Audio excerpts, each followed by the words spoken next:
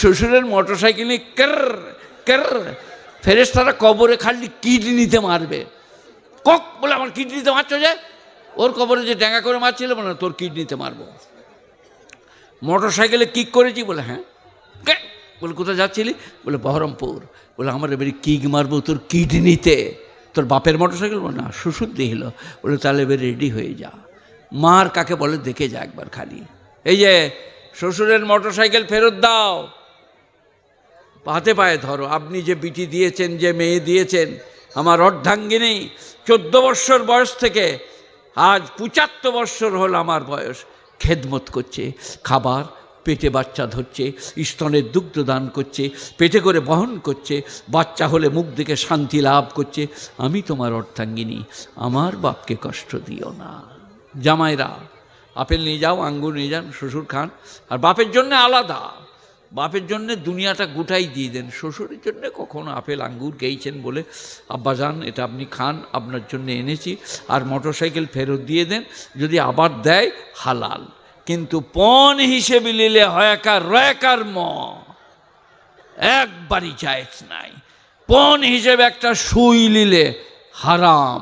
আর শ্বশুর যদি গোটা কাঁদিটা লিখে দেয় হয়কার লয়কার ল হালাল। তাই বলছিলাম যেখানে সেখানে আবার ফিরে যায়, মেয়েদেরও দোষ কম নাই। এখনকার ইমাম দিকে যদি চোখ মেরে দেয় 3 ডাকাতে সালাম ফিরে দিবে, আসসালামু আলাইকুম আসসালাম। একজনে মুক্তাদি দাঁড়িয়ে বললে হুজুর 3 ডাকাত হয়েছে, আবার দাঁড়িয়ে গেল।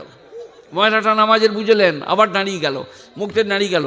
আর 1 রাকাত পড়ে সহসেজদা দিয়ে নামাজ পুরো করে দিলে। আর ওকে বললে তোর নামাজ হয় নাই। বলে কেন? তুই যে কথা বললি যে 3 ডাকাত। বলে শালা আমি বলে দিলাম আমার হয় নাই, মৌলবীদের ময়লা, আশ্চর্য আশ্চর্য ময়লা। বলে ওই কারণে। একজন আমার ওই লাঠিটা গাড়িতে আছে গো, আপনার লাঠিটা দেন, দেখা এদিকে। এই দেখেন, এটা আমার ভাইয়ের লাঠি, এই দিকটা দিয়ে চলে, এই দিকটা ধরে।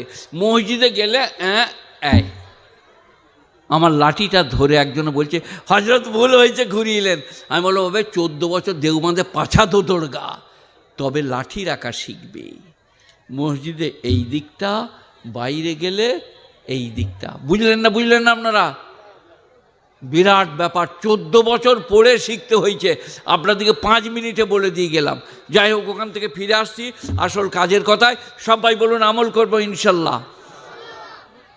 ওয়ামান ইয়াত্তাকিল্লাহ ইয়াজআল্লাহু মাখরাজা। সামান্য পুরিয়া,